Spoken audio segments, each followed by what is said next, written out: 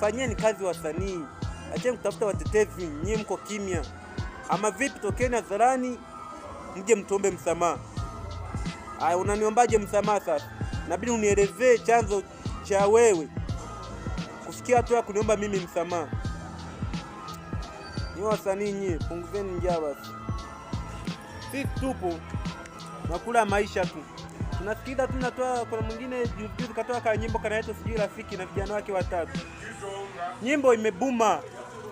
Haina viewers 400,000 bado. Na viewers 300,000. You are not those people. Hamna kitu kama hicho kabisa. Wasanii fanyeni kazi. Mwingine juzi kajitokeza anaongea English. Hata Urusi aongea English ya hivyo. Also, okay, also people purpose you guys harmonize vipi wewe? Umemwoa mzungu tu kakufundisha Kiingereza cha siku 3.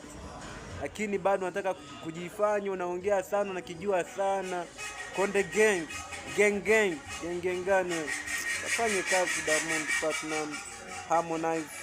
Rayvanny hatuna shida naye, yuko India anakula maisha. Nyoa wasanii njaa wa Bongo ambao mtaki kuhama ndio mnapata tabu. Na bado tawarudia.